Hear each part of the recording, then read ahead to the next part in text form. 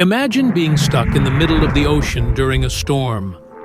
All around you are towering waves, the sky is dark and rumbling, and just when you think you're barely hanging on, you realize you're not alone.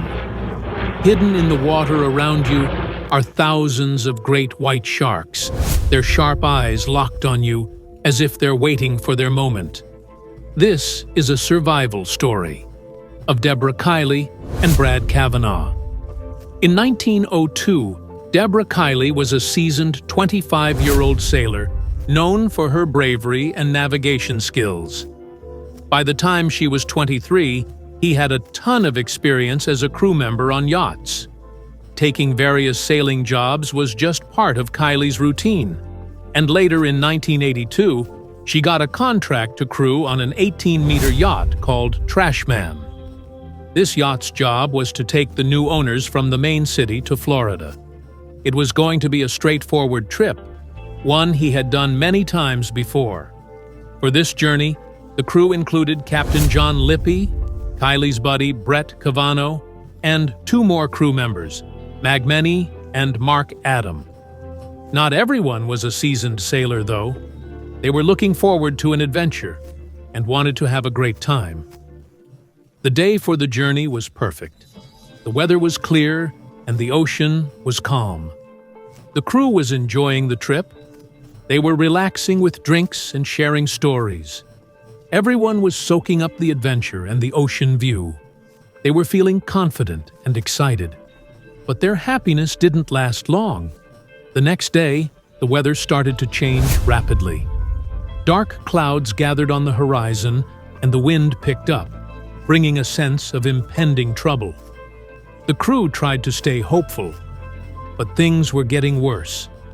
The conditions turned their excitement into fear. Then, out of nowhere, a sudden storm hit them without any warning, giving them no time to react. The storm was attacking the Trashman with 50-foot-high waves. It had grown so massive that the waves were constantly crashing into the yacht. Water started flooding into the cabin, and it quickly became clear their situation was bad. The yacht began to fill up with water and was slowly sinking. The crew had no choice but to abandon the ship and jump into the water. They successfully launched a small raft into the water, but not everyone could make it to the raft. Kiley and Brad were swimming towards it when they felt something around their legs. At first, they thought they might be bumping into each other. But then Brad looked down and saw the most horrifying and terrifying sight of his life. Thousands of sharks swimming beneath them. With their last bit of energy, they managed to climb onto the raft, but the sharks kept circling below, their fins visible on the surface. Great whites. Sharks were everywhere. When Debrah saw the last part of the yacht sinking into the ocean, a wave of loneliness and fear hit her. Watching their yacht vanish into the depths made her feel really small and weak. In this vast ocean, she couldn't understand why there were so many sharks around. Soon, she realized that Meg, another crew member, had hurt her leg during the storm. The smell of her blood was attracting the sharks, and they were getting aggressive. One shark grabbed the rope attached to the raft and started pulling it. Time was passing, and the crew kept struggling on the raft.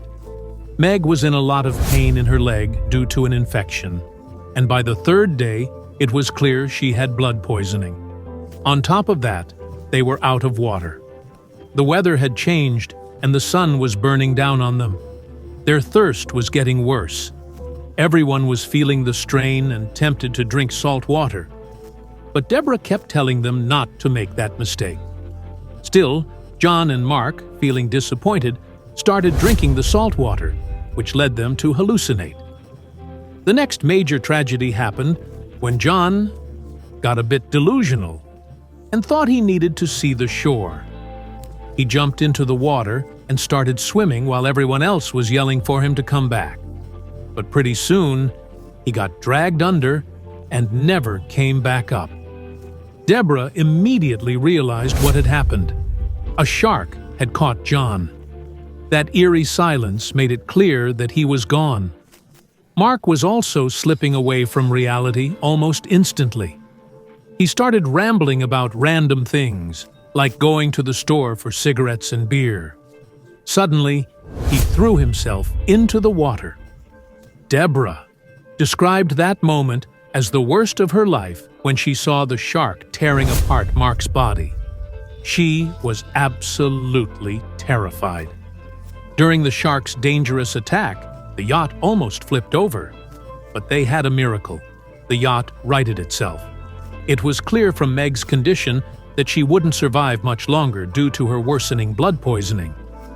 As evening fell, Meg slowly succumbed to the poison, and Debrah and Brad watched helplessly. By morning, she was completely gone. Starving and thirsting, Brad, for a moment, thought about eating Mac's body, but Debrah explained that they needed to focus on surviving.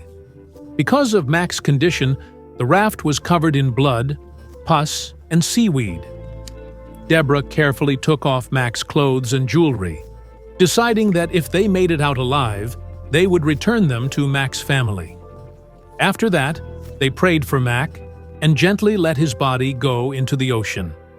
Then Debrah and Brad spent a lot of time cleaning up the raft, trying to erase all traces of Mac's body. While cleaning up, Brad accidentally fell into the water where there was a risk of a shark attack. Debrah gathered all her remaining energy and tried to pull Brad back onto the raft, but she was too weak, and Brad couldn't climb back up. Suddenly, with a surge of strength, Brad saved up some of his energy and managed to get back on the raft. Just when everything seemed hopeless, they spotted a cargo ship on the horizon. Fortunately, the captain of the cargo ship saw them sitting on the raft, and they were quickly rescued. By then, they had drifted 140 kilometers away from their main route.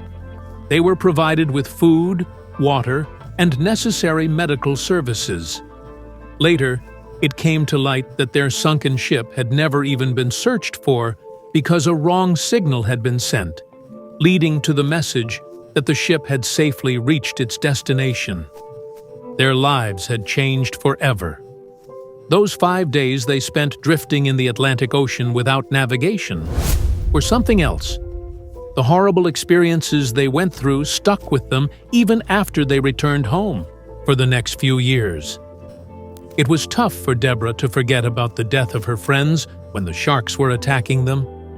This incident really messed with her head and made it hard for her to return to her old life.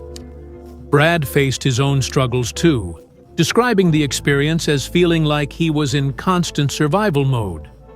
It's worth mentioning that some people have doubts about the truth of the story shared by the survivors. Out of the entire crew, they were the only two left alive, making some wonder if there's more to the story than what was told. They didn't share it with us. Maybe we'll never find out. If you like this horrifyingly sad story, check out our next incredible survival stories.